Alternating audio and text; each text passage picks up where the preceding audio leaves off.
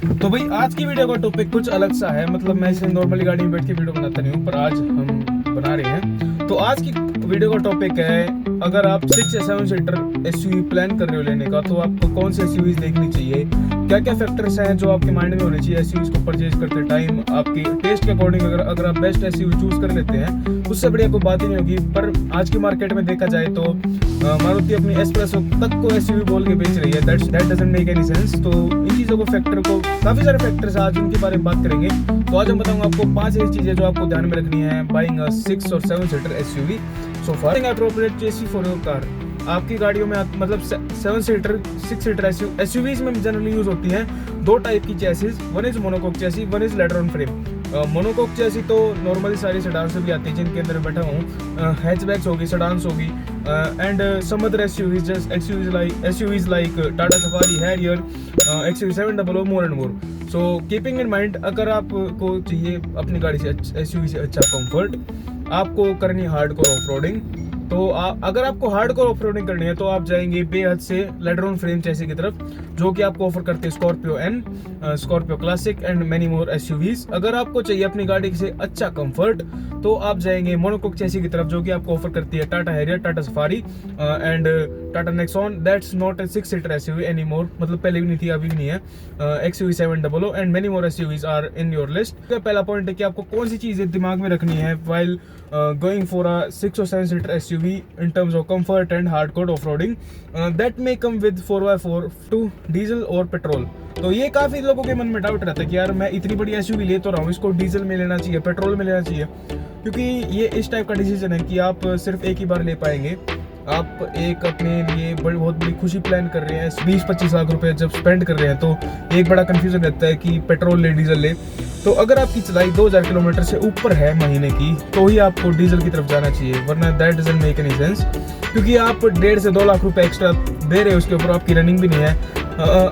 मैं आपको अंदर की बात बताता हूँ। अगर आप डीजल गाड़ियों को खड़ी रखेंगे, just like you will treat them normal petrol के जैसे, अगर आपकी चलाई यूँ मान लो कि रोज की 25-30 किलोमीटर है, तो that doesn't make any sense. क्योंकि आज की गाड़ियों में आ रही है DEF technology, diesel exhaust fluid, उसके अंदर यूरिया डलता है, अलग से खर्चा बढ़ा रखा है एक। तो अगर आप उस गाड़ी को ज़्यादा टाइम तक खड़ा रखोगे ना, तो जो मॉलिक्यूल्स हैं जो कि उसके एग्जॉस्ट के थ्रू फिल्टर हो गए जाते हैं, एक सर्टेन स्पीड 80-90 की जब स्पीड पे आप क्रूज करते हैं, तो वो सर्टेन फ्यूम्स को बर्न करता है अपने यूरिया को यूज़ करते हुए। तो वो यूरिया को बर्न नहीं कर पाएगा, मतलब वो फ्यूम्स बर्न ही नहीं हो पाएंगे। तो आपकी गाड़ी खड़ी है, तो DPF फिल्टर चोक होने का सबसे बड़ा कारण यही है कि आपकी गाड़ियाँ खड़ी रहती है। आप डीजल कार तो परचेज कर लेते हैं, आपको अच्छी पावर चाहिए और भी माइलेज अच्छी चाहिए आपको। खैर अभी दिल्ली NCR में देखा जाए तो 10 साल का रूल बहुत स्ट्रिक्ट हो रहा है। इवन आप BS4 डीजल कार्स को लेकर नहीं जा सकते। जिसने 2020 में सोचो क्रेटा ली होगी डीजल के अंदर, वो बेचारा तो फंस गया, वो दिल्ली भी नहीं जा सकता। और 4-5 साल में गाड़ी का बिगड़ता क्या है, डीजल गाड़ी का 10 साल में भी कुछ नहीं बिगड़ता। अगर आपकी चलाई 2000 किलोमीटर से कम है, तो जस्ट गो फॉर पेट्रोल। थोड़ा बहुत खर्चा ज़्यादा आएगा, थोड़ी बहुत पावर ड्रॉप होगी, पर आपकी गाड़ी बहुत सेफर साइड पर रहेगी। एक बार सोच के देखो कि आपके जो DF कन्वर्टर है, that's a very costly part, around 2 lakh रुपए का खर्चा आता है। अगर एक बार वो चोक हो जाए तो मतलब वो तो ठीक होना ही मुश्किल है। वो सीरियस थर्ड पॉइंट आता है। तो अगर आप लो बजट एसयूवी देख रहे हैं, तो मेक श्योर कि उसके अंदर 6 एयरबैग्स तो मैंडेटरी हो। आपकी गाड़ी के अंदर 6 एयरबैग्स तो होने चाहिए। अगर आप लो बजट एसयूवी देख रहे हैं, कहीं ना कहीं अगर वो लो बजट है, तो उसके अंदर बिल्ट के साथ इश्यूज होंगे ही होंगे। फॉर एग्जांपल ले लेते हैं आपकी टाटा नेक्सॉन को और Hyundai वेन्यू को, दोनों एक तबके की गाड़ी है, पर नेक्सॉन कहीं ना कहीं ज़्यादा सेफर साइड पे है। वही वेन्यू थोड़ी सी चीप पड़ती है नेक्सॉन से, पर कहीं ना कहीं उसकी क्वालिटी में डाउनग्रेड है। मैं वेन्यू को गलत नहीं कर रहा हूँ, मैं नेक्सॉन को अच्छा नहीं कर रहा हूँ, just giving you example. Make sure कि आपकी गाड़ी में 6 एयरबैग्स तो होने ही होने चाहिए, क्योंकि आज के टाइम पे जो सिचुएशन चल रही है, कोई भरोसा नहीं एक सेकंड का भी। अगर आप ठीक हो तो दूसरा गलत होना ही होना है, दूसरा गलत हो सकता है। आप समझदार हो, अपने आप को समझदार मान के चलो, दूसरा बेवकूफ़ है बिल्कुल। आप अपनी गाड़ी के अंदर 6 एयरबैग्स तो कम से कम लेके चलो। अभी ये जो पुरानी गाड़ियाँ हैं, इनमें तो खैर 2 ही आते हैं। उस टाइम पे 6 एयरबैग का कंसेप्ट था ही नहीं, था तो सिर्फ टॉप एंड वेरिएंट्स में आते थे, वो भी बहुत कम गाड़ियों में आते थे। जैसे ग्रैंड आइटन का एग्जाम्पल दूँ, आता ही नहीं था, इसमें तो 2 ही एयरबैग्स आते थे। तो उस टाइम पे कोई वही नहीं था हमारे पास ऑप्शन। अगर आज के टाइम पे है तो लेना जरूर से चाहिए हाइब्रिड और पेट्रोल। तो ये काफी लोगों के मन में डाउट है कि हाइब्रिड ले पेट्रोल ले, सेम वही बोलूंगा मैं आपको। अगर आपकी चलाई 2000 किलोमीटर से ऊपर है, तो you should go for hybrid cars, वरना that doesn't make any sense.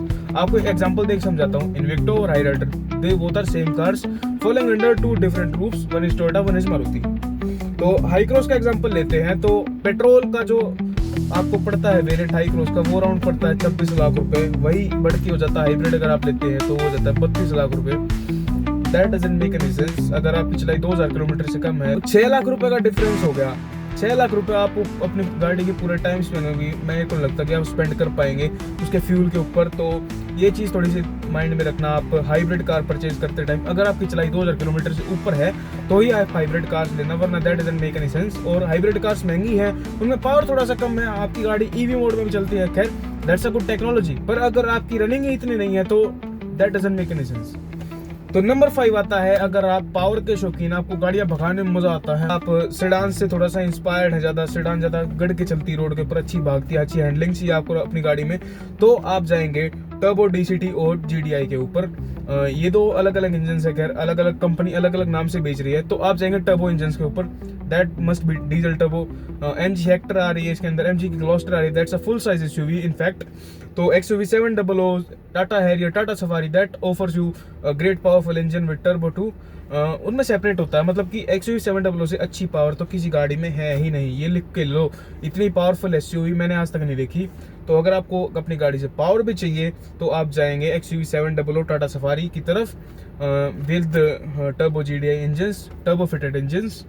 तो ये है भाई 5 पॉइंट्स जो आपको अपने माइंड में रखने वाइल परचेजिंग अ 6 और 7 सीटर SUV, बिकॉज ये एक बहुत बड़ा डिसीजन होता है एक पर्सन के लिए कि मैं अपनी गाड़ी को डीजल लूँ, पेट्रोल लूँ, एंड मच मोर फैक्टर्स।